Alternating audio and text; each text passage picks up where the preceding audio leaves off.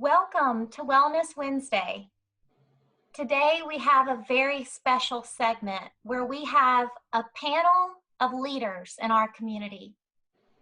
They serve within their own departments within the Mobile County Health Department, and they have been willing to come forward and unite together as we discuss the unrest that does exist in our community today, opportunity for change, and coming together honestly and openly, hearing one another.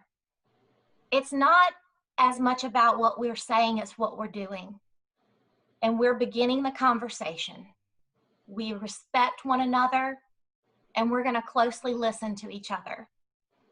So, in opening this up, I would like to do a round robin, and beginning with Dr. Crawford. Would you begin in sharing your insight with us?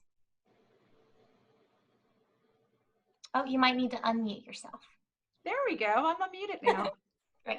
I'd like to begin by saying that it's important to state that the information that is being discussed here, the statements that are being, and the information and the statements that are being given within this segment of Wellness Wednesday is not necessarily the views of the Mobile County Health Department. So I want to make sure that I disclaim that up front. This panel being brought together helps us to recognize, and we as the MCHD and members within this community, we recognize that our community is hurting. We recognize that we don't really know how to express ourselves or how to deal with the emotions right now. The entire nation is hurting. We recognize that by watching the news media, watching TV constantly, and the rest of the world is witnessing what we are going through and our emotions and how we choose to deal with these emotions right now throughout the world. They're watching us. It is our goal to assist with the unrest that we're feeling within our own community of Mobile County, and we want to speak to how to cope and what mechanisms that are out there, what tools are out there to help us cope with the grief, cope with the feeling of unrest. We're all going through this together. This is not just one community. This is not just one state. This is not just one individual or one family. It's all of us that are experiencing this together. And we need to be able to arm our community with the proper tools in order for it to help with the pain that we're feeling. This is more than just racial issues. It's human rights. It's the disparities that we have. It's human lives that we're dealing with. Some of us may be dealing with anxiety issues. We may be dealing with frustration, which is all understandable for all of us. But we want to be able to be able to heal through this process that is surrounding the crisis. It's important for us to remember that we're setting an example right now for future generations that are coming behind of us on how to cope with these disparities and adversities. And we hope by acknowledging these disparities and adversities that we are able to heal, come together as a community and heal. I'm very thankful for my fellow panelists for coming together for this segment, for sharing their views, for sharing their ideas of how to cope, of how to change. And it is very important that we remember we're in the middle of a pandemic.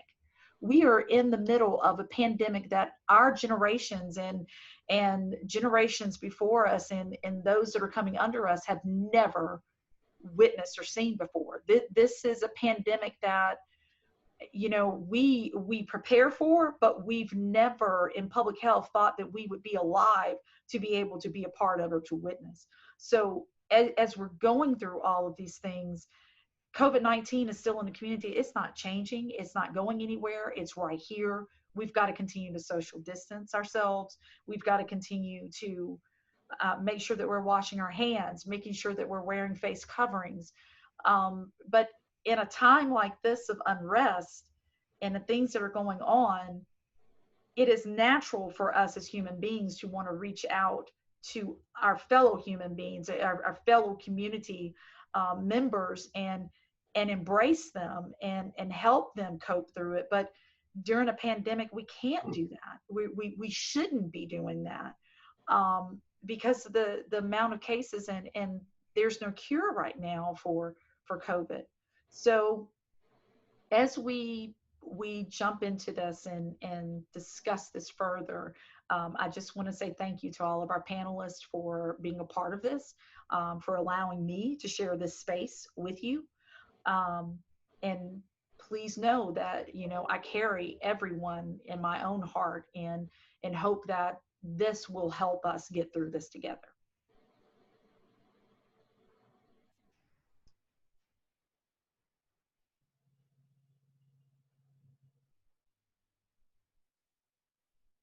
I think, Virginia, you are muted right now. Wow, sorry guys. I got to practice what I preach. Jeez, I didn't unmute myself. Thank you, Dr. Crawford, for your insight and support for our community expressed. Next up, we have Miss Denise Williams. Thank you, Virginia. I agree with Stephanie saying that, you know, we are all going through something that none of us thought that we would ever be, we would be here to witness and to be a part of this. And the organization itself, you know, we stand for educating and preparing the community for things like this. And with all of this that's going on with COVID, now we have the racial, you know, unrest that's starting to, you know, kind of take place now. So it's very important that not only that we are educating the community on how to stay healthy, but now it is important for us to be at the forefront of showing how we can actually be a peace in this storm. And so, and I think that that starts with, you know, with us individually. Now taking a look at all of this individually and addressing the things that we know that we've experienced and the things that we face head on each day. And it takes an individual look inside to say, you know, the biases that we have, and then how we're going to lead, and try to actually set aside those things and lead with that integrity of treating everybody with the utmost respect, have that compassion, you know, for everybody that we deal with, because we are public health.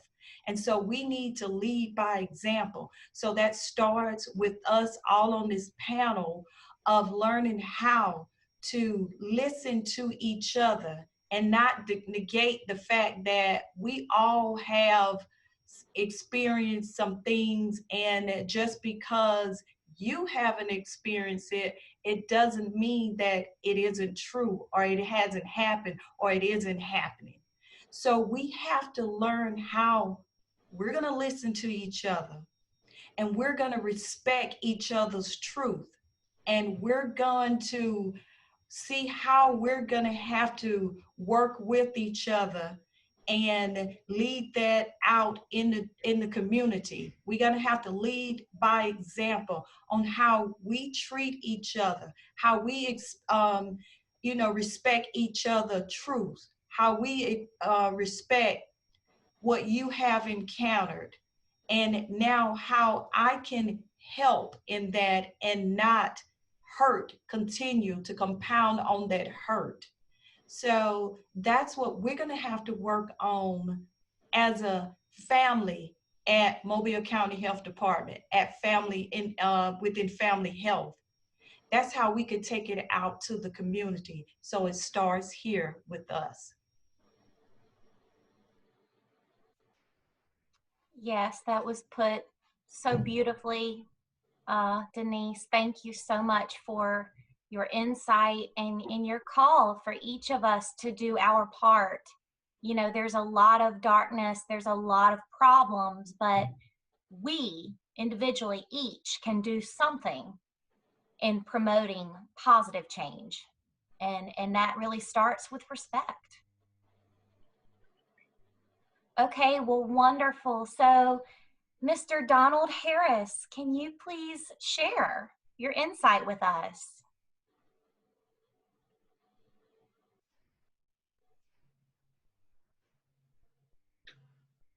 I can. And one of the things that I would like to say is that here at the Mobile County Health Department, I feel very good about the procedures and the things that they do here. As I walk around these facilities and from building to building, I see all type of cultures here. All people in various positions that serves the health department very well. I think that the health department can stand forward and put themselves on the front line, for whereas we stand to be a good example of exactly the things that needs to take place in a lot of situations and in this world today. Most of the things that I'm gonna bring forward, the idea, since I feel good about the health department and their procedure, is the ideas that I feel about the things in the community that needs to improve. You know, from police to police, from people to people, from officer to officer, and from youth to police. All needs to be improved in the understanding to make this a better society for everybody. One of the things that I feel like that we need to implement and make sure that we don't forget is the lessons from the past. This is not the first time that we've had to go through the idea of justice. And that is, during the time of the 60s, we learned a lot of procedures. We learned the idea of civil disobedience. We learned the idea of peaceful protests. These are the things that can bring about changes and the things that will improve the society that we live in today. Dr. King taught us a lot, and it wasn't easy for him to do. For he had a lot of opposition of people sometimes having the need to hate. And that is something that we must not refurbish in what we're doing today. To make sure that we keep that hate at a minimum and attack it on any and every level that we see. Silence is not the time to be right now. For as the good people, it's time for us to stand up. And I see it. I see the things that's changed from the first time that this incident happened to what we're doing right now. You're seeing peaceful protests. And you're seeing people coming together in all different cultures in the line and in the eyes of justice. For the things that we learned from the past are the good things that we need to implement in the future, and to making sure that we make this a better society for everyone. Regardless of how we may want to feel about it, all across the nation, a lot of these police departments needs to make sure that they have the best people working in their department, and to make sure that they weed out the bad apples that can give them the bad example as to what we are seeing in some societies right now. They need to step it up.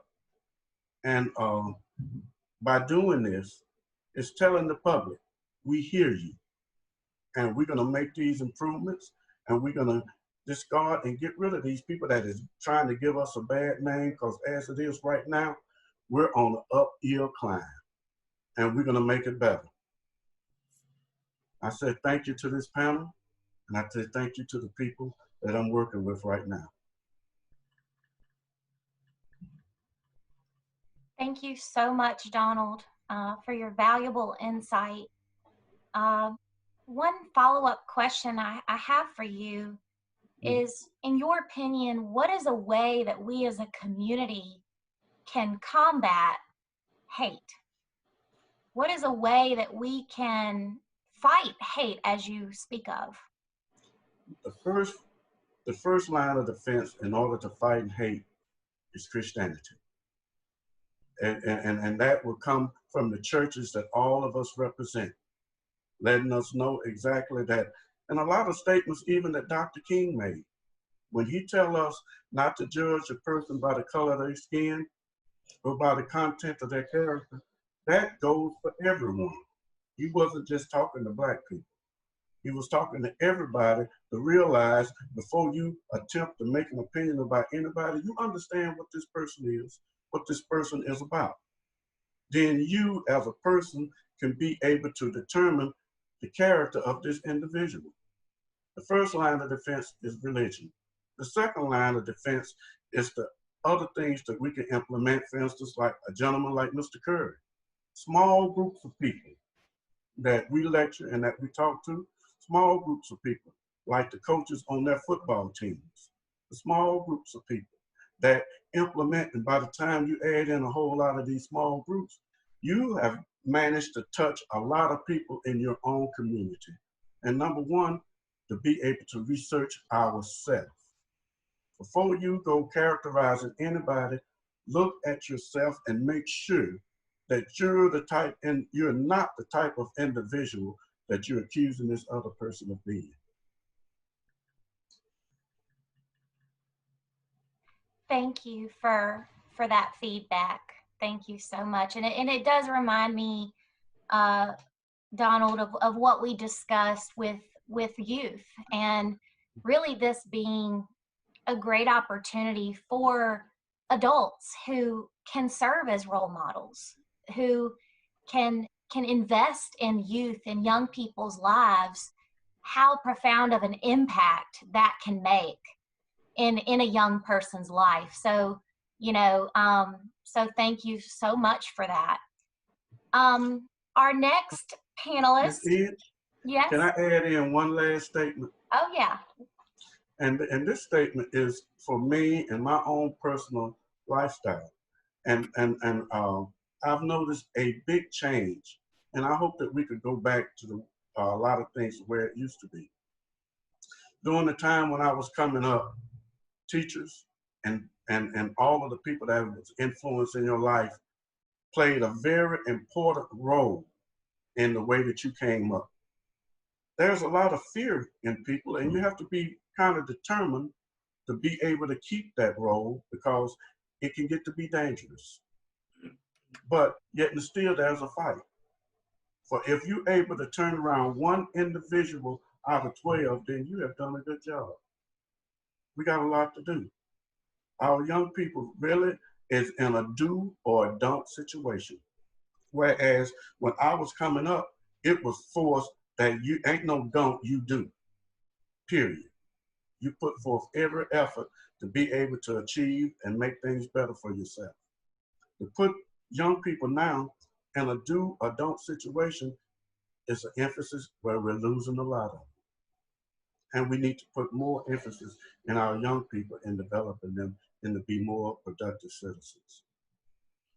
Yes, accepting that personal responsibility to positive change. So thank you.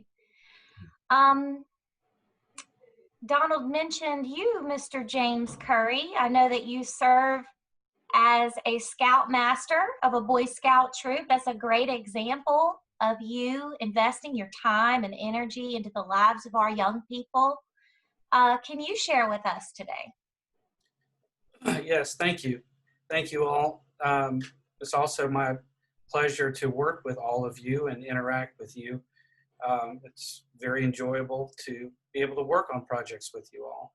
And as you mentioned, Virginia and Donald, yes, aside from here at the health department, I am a Boy Scout leader. I'm a Scoutmaster. And my troop is very diverse. I have boys from different economic backgrounds, and they all have different needs. But the basic need that they have is to be well-rounded young men, to be well-rounded adults one day. And that's my job, is to make sure that the youth of today that I work with are the adults of tomorrow that are responsible.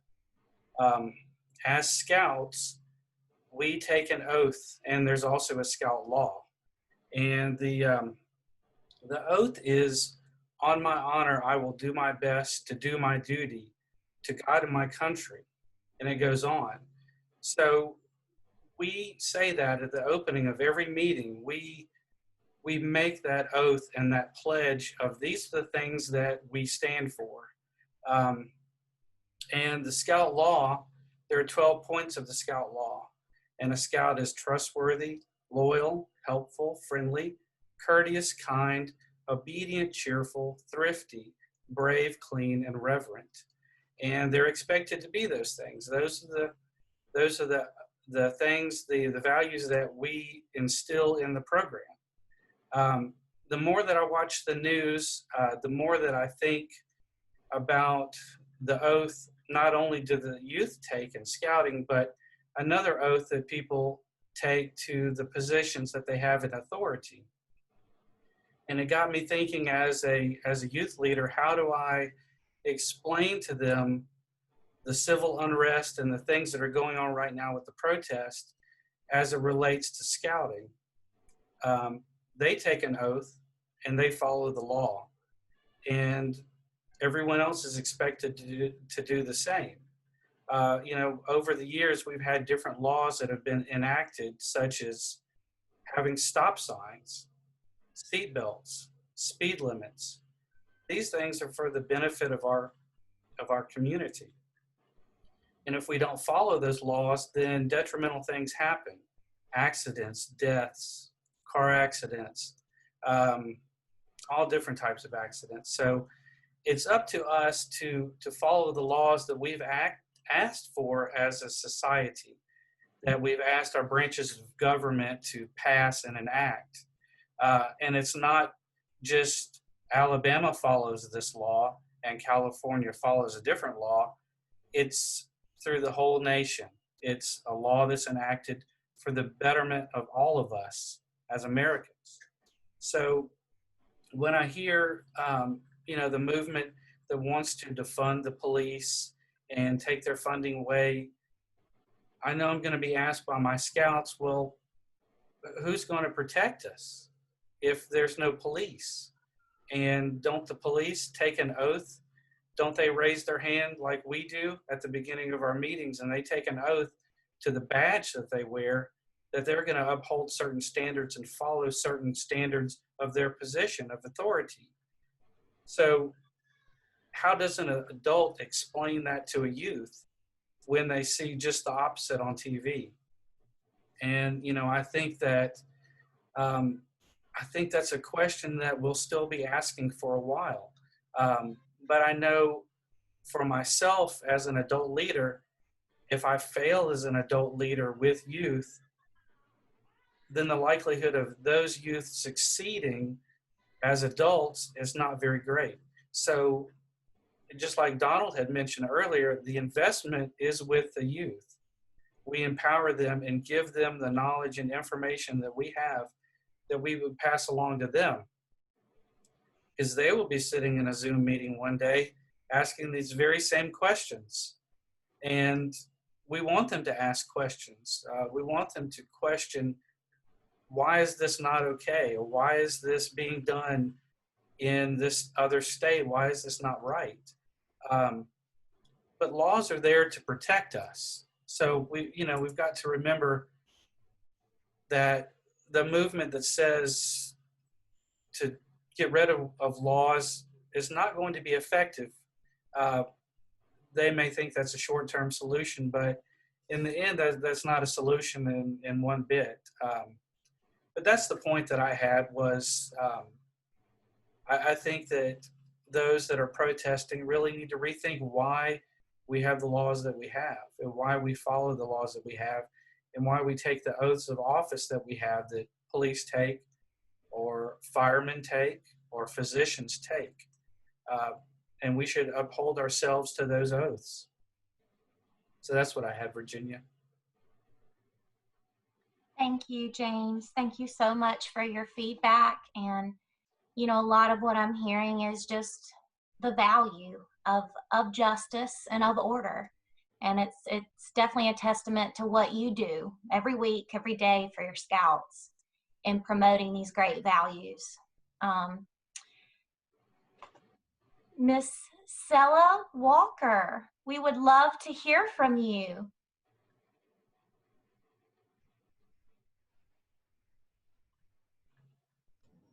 Unmute yourself. Thank you. And I'm so glad that I'm going last because I can capitalize on everything that everyone has said, which is all good. And now I can pose the challenge at the end, being the last speaker. And the challenge is, now that we have laid the foundation, where do we go from here? We're all in it together. And we have, Dr. Woods, we have a generation ahead of behind us. We have Denise, who has voiced, how can we now take the information that we have and apply it to that generation? We have Mr. Harris, who has laid the foundation of the generation before us and the generation now. And Mr. Currie, who has voiced how he's taking steps to offer educating and promoting and fostering truthful conversations with his group of Boy Scout members. And now the challenge to me is, where do we go? We need to go further. We need to further educate. We need to provide and promote not just the change, but the opportunity for others to speak out and to speak up. Our generation that's coming, that's leading the protests, those who are out there in the midst of a pandemic, their emotions are very much at a high level. We see this, we even know some individuals who are probably out there voicing for change. So as a community health leader, as local government, my passion is, how do we get this education? We have a lot of venues we can use. So what are the steps that we can take now as the county health department to get this out there? Can we go into the public education or go into the public schools? Can we go into different other church organizations and help them with forming a group? How can we help those people who want to do the same thing we're doing right now?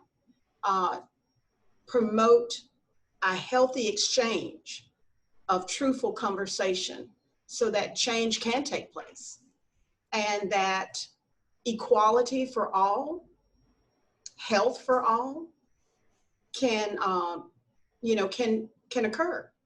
So, and I thank you. I know mine was short and sweet because I can't trump anybody who spoke before me, but I can definitely culminate it all together and say that it's a wonderful opportunity with the health department, because we teach every other week on service for excellence. We discuss every quarter, how have we seen or been provided or have provided excellent customer service. With the pandemic, with social unrest, how can we as a public health department provide excellent customer service in addressing these issues? Thank you, Virginia. Thank you so much, Sela. You know, I really value each and every one of you for showing up.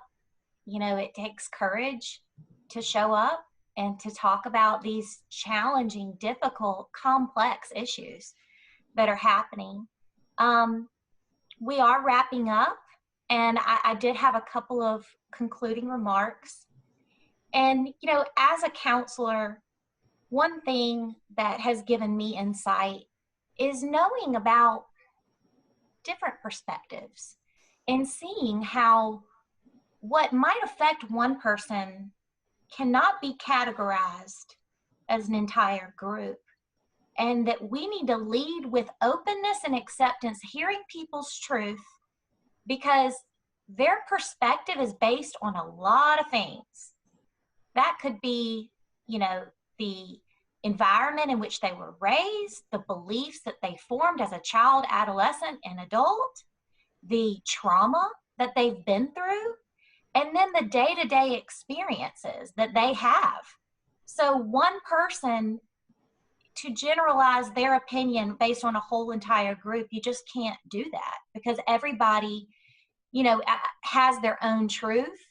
And that's what's important. I think that we get into a slippery slope downward when we start judging and stereotyping an entire group. And you know, speaking from my own life experience, you know, it hurts when I'm judged before somebody knows me. Somebody might see me personally and think I'm just a certain kind of way and judge me, and it's unfortunate. But if we lead with acceptance and openness, that will invite the people that need to be in our lives there. They're going to appreciate our kindness. And that's a great way to live, to be nice, to be kind. You know, and so I challenge people that your regular display of kindness on a typical weekday, let's double it. Let's show the world our part in making it a better place, a more peaceful place. Because don't we all benefit when we live in a peaceful, respectful environment? So whether that be in your home or your work or walking down the street, you know, we each and every one of us can do our part. So, Sela, you know, you mentioned what now? So next week, we will be having another Wellness Wednesday, but this time we will be opening it up to the public. We want to hear from you. We want to hear your input. We thought this would be a great opportunity to begin the conversation, but you need that opportunity too. So thank you everyone who was involved today. We really, really just wish you all well this Wellness Wednesday, and we hope to see you very soon. Thank you. Thank you, Virginia. Thank you. Bye. Thank you. Bye.